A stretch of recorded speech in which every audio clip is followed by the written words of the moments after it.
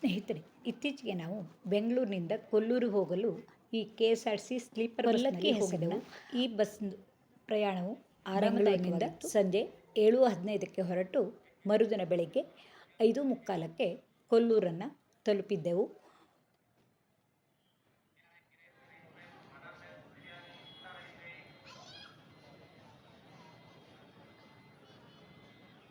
ಬೆಳಿಗ್ಗೆ ಕೊಲ್ಲೂರು ತಲುಪುವಷ್ಟರಲ್ಲಿ ಮಳೆಯು ಶುರುವಾಗಿಬಿಟ್ಟಿತ್ತು. ನೋಡಿ, ಕೊಲ್ಲೂರಿನ ಸುತ್ತಮುತ್ತಲೂ ಈ ರೀತಿಯಾಗಿ ಗುಡುಗು ಮಿಂಚು ಸಹಿತ ಮಳೆಯೂ ಇತ್ತು. ನಂತರ ಆಟೋದಲ್ಲಿ ಕೊಲ್ಲೂರು ಬಳಿಗೆ ನನ್ನ ಚಿಕ್ಕಮ್ಮನ ಮಗಳ ಮನೆಗೆ ಹೋಗಿದ್ದೆವು. ಅಲ್ಲಿ ಉಪನಯನ ಸಮಾರಂಭವಿತ್ತು. ಮರುದಿನ ಉಪನಯನವಿದ್ದರಿಂದ ಶಾಮಿಯಾನ ಹಾಕಿದ್ದನ್ನೆಲ್ಲ ತೆಗೆದು ತಗಡಿನ ಚಪ್ಪರವನ್ನು ಹಾಕಬೇಕಾಯಿತು. ನೋಡಿ, ಮಳೆ ಬಂದು ಈ ಕೊಲ್ಲೂರು ದಳಿಯಲ್ಲಿ ಮರುದಿನ ನಡೆಯಲಿರುವ ಉಪನಯನ ಸಮಾರಂಭಕ್ಕೆ ತೊಂದರೆಯಾಗುತ್ತದೆ ಎಂದು ಅಂಗಳಕ್ಕೆಲ್ಲ ತಗಡನ್ನು ಹಾಕುವ ವ್ಯವಸ್ಥೆಯನ್ನು ಮಾಡಬೇಕಾಯಿತು. ಹಳ್ಳಿ ಮನೆಯಲ್ಲಿ ಇತ್ತೀಚೆಗೆ ಇಂತಹ ಕಾರ್ಯಕ್ರಮಗಳು ಜರುಗುವುದು ಅಪರೂಪವಾದರೂ ಇಲ್ಲಿ ಜಾಗದ ವ್ಯವಸ್ಥೆ ಇದ್ದುದರಿಂದ ಮನೆಯಲ್ಲಿಯೇ ಸಮಾರಂಭವನ್ನು ನಡೆಯುತ್ತಿದ್ದರು. ಮನೆಯಲ್ಲಿ ನಡೆಯುವ ಕಾರ್ಯಕ್ರಮಕ್ಕೂ ಮಠದಲ್ಲಿ ನಡೆಯುವ ಕಾರ್ಯಕ್ರಮಕ್ಕೂ ತುಂಬ ವ್ಯತ್ಯಾಸವಿರುತ್ತೆ. ನೋಡಿ, ಮನೆ ಜನರೆಲ್ಲ ಕುಳಿತು ಮುಂಚಿನ ದಿನ ತಿಂಡಿ ತಿನ್ನುವ ಈ ಸಮಯವನ್ನು ತಾವು ನೋಡ್ತಾ ಇದ್ದೀರಾ. ಇಂತಹ ಸಂದರ್ಭಗಳು ಇತ್ತೀಚಿನ ದಿನಗಳಲ್ಲಿ ಅಪರೂಪವಾಗುತ್ತಿವೆ. ಬೆವರುತ್ತಿರುವ ಈ ಬೇಸಿಗೆ ಸಮಯದಲ್ಲಿ ಮಳೆಗಾಲ ಶುರುವಾಗಿದ್ದು ಒಳ್ಳೆಯದಾದರೂ ಮರುದಿನ ಉಪನಯನ ಸಮಾರಂಭವಿದ್ದರಿಂದ ಸ್ವಲ್ಪ ಆತಂಕ ಉಂಟಾಗಿತ್ತು. ನೋಡಿ, ಸುತ್ತಲೂ ಸುಂದರ ದೃಶ್ಯವನ್ನು ನಾವು ನೋಡಬಹುದು. ಯಾವುದೋ ಗುಡ್ಡದಿಂದ ಬರುವಂಥ ನೀರು, ಅಬ್ಬಿ ನೀರು ಅಂತಾರೆ. 365 ದಿವಸನೂ ಇದೇ ವೇಗದಲ್ಲೇ ಇದೆ. ನಾವೆಲ್ಲ ಬೆಂಗಳೂರಿನಲ್ಲಿ ನೀರಿಲ್ಲ ಅಂದರೆ ಇಲ್ಲಿ ನೋಡಿ 365 ದಿವಸನೂ ಇದೇ ರೀತಿ ನೀರು ಹರಿತಾ ಇರುತ್ತೆ. ಇಲ್ಲಿ ನಾವು ನನ್ನ ಚಿಕ್ಕಮ್ಮನ ಮಗಳ ಮನೆ ಸುಮಿತ್ರಕ್ಕ ಅವ್ರ ಮನೆ ಬಂದಿದ್ದು ಕೊಲ್ಲೂರು ದಳಿ ಅಂತೇಳಿ. ಕೊಲ್ಲೂರಿಂದ ಒಂದು 3-4 ಕಿಲೋಮೀಟ್ರ್ ಆಗುತ್ತೆ. ಅಲ್ಲಿ ನಾಳೆ ಉಪನಯನ ಇದೆ. ನೋಡಿ, ಇಲ್ಲಿ ನಾಳೆಗೆ ಉಪನಯನಕ್ಕೆ ಅಂತೇಳಿ ಶಾಮಿಯಾನ ಹಾಕಿದ್ದು. ಇವತ್ತು ಬೆಳಗಿನ ಜಾವದಲ್ಲಿ ಮಳೆ ಶುರುವಾಗಿ ಈಗ ಶಾಮಿಯಾನ ಬದಲಿಗೆ ತಗಡನ್ನ ಶೀಟ್ ಹಾಕಿ ಮಾಡ್ಲಿಕ್ಕೆ ಮಾಡ್ತಾ ಇದ್ದಾರೆ. ಮನೆ ದೊಡ್ಡದಾಗಿದೆ. ನೀವು 200-300 ಮಂದಿ ಆದರೂ ತೊಂದರೆ ಇಲ್ಲ. ಆದರೆ ಉಪನಯನ ಕಾರ್ಯಕ್ರಮಕ್ಕೆ ಬೇಕು ಅಂತೇಳಿ ಶೀಟ್ ಹಾಕ್ತಾ ಇದ್ದಾರೆ. ಇಲ್ಲಿ ನಿಸರ್ಗದಲ್ಲಿ ನೋಡಿ ಎಷ್ಟು ವೈಚಿತ್ರ್ಯ ಅನ್ಬೇಕಾ ಅಥವಾ ವರ ಅನ್ಬೇಕಾ ನೋಡಿ. ಈ 365 ದಿವಸನೂ ಇದೇ ನೀರು, ಕುಡಿಯೋಕ್ಕೆ, ತೋಟಕ್ಕೆ ಎಲ್ಲ ಇದೇ ನೀರೇ ಆಗಿರುತ್ತೆ. ಶುದ್ಧವಾದ ನೀರು. ಇಂಥ ನೀರು ನಮಗೆ ಗೋಪು ತುಂಬ ಪುಣ್ಯ ಮಾಡಿರಬೇಕು. ನೋಡಿ, ಇಲ್ಲೇ ಮರದಲ್ಲೇ ಹಲಸಿನಕಾಯಿ ನೋಡಿ, ಕೈಗೆ ಎತ್ಕುವಲ್ಲೇ ಇದೆ ಹಲಸಿನಕಾಯಿ. ಹಲಸು, ಅಡಿಕೆ, ತೆಂಗು, ಮಾವು, ಗೇರಣ್ಣು ಯಾವ್ದು ಬೇಕು ಎಲ್ಲ ಇದೆ. ಎಲ್ಲದನ್ನು ಒಮ್ಮೆ ನಮಗೆ ಹಳ್ಳಿ ಪರಿಸರದನ್ನು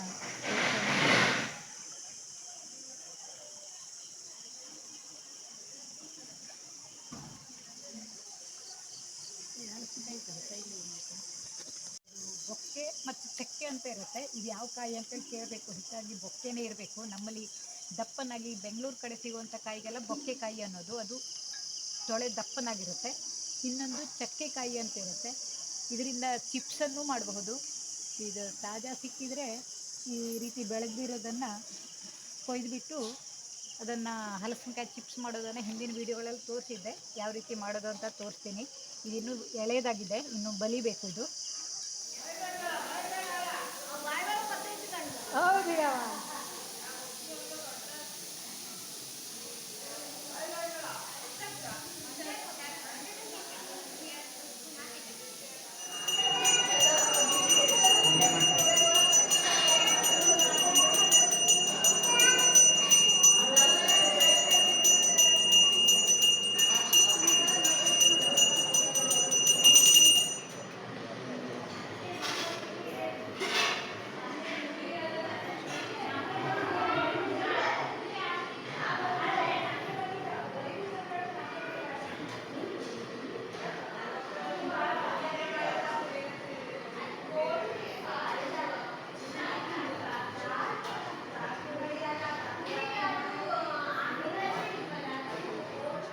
ಒಂದೆಡೆ ಮೆಹಂದಿ ಕಾರ್ಯಕ್ರಮ, ಇನ್ನೊಂದೆಡೆ ಅಡುಗೆ ಮನೆಯಲ್ಲಿ ಚೂರ್ಮ ಲಾಡು, ಬರ್ಫಿ ಇತ್ಯಾದಿಗಳ ತಯಾರಿ ಸಾಗ್ತಾ ಇದೆ.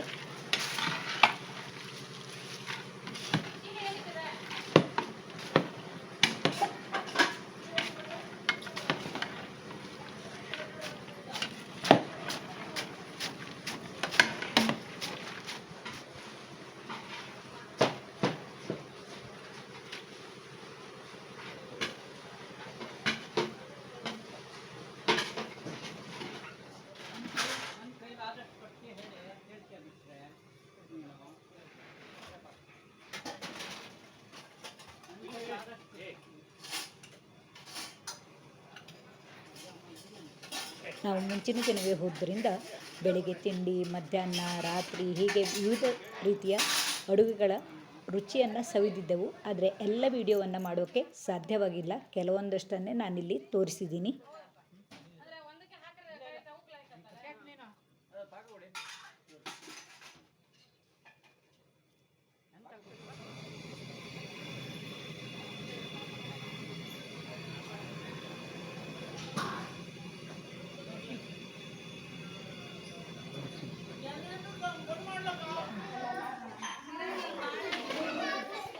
ಇಲ್ಲಿ ಉಪನಯನಕ್ಕೆ ಬಂದವರಿಗೆ ಸಿಹಿಯನ್ನು ಪೊಟ್ಟಣ ಕಟ್ಟಿ ಹಂಚುವ ತಯಾರಿ ನಡೀತಾ ಇದೆ.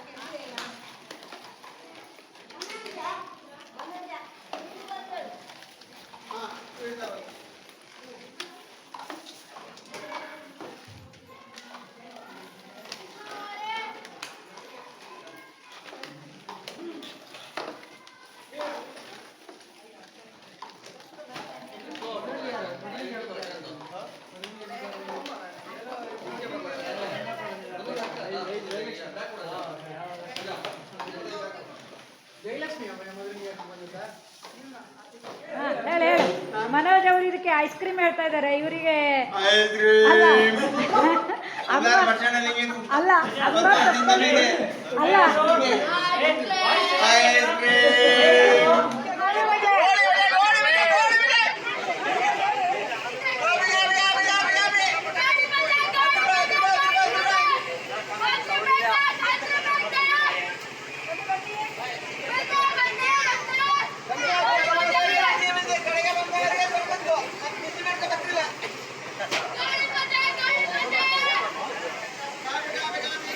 ಸಂಜೆಯ ತಿಂಡಿಗಾಗಿ ಗೋಳಿ ಬಜೆ ಬಿಸಿ ಬಿಸಿಯಾಗಿರೋದನ್ನು ಮಕ್ಕಳೆಲ್ಲ ಹಂಚ್ತಾ ಇದ್ದಾರೆ.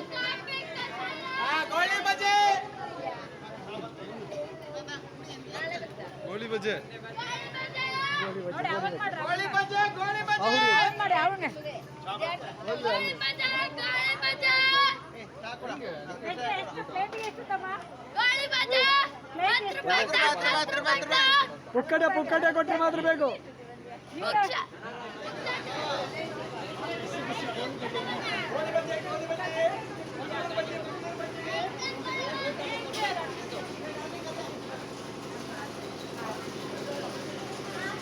ಗೋಳಿ ಬಜೆ ತಿಂಡಿ ಬನ್ನಿ.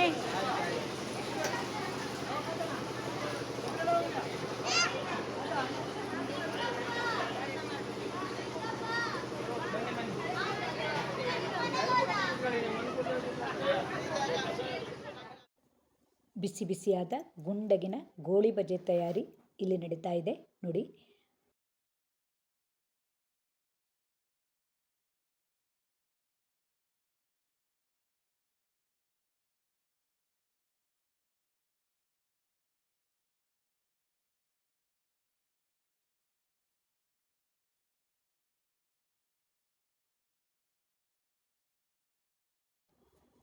ಕೆಲವು ಅಡುಗೆಯ ತಯಾರಿಯ ವಿಡಿಯೋ ಮಾತ್ರ ಇದೆ.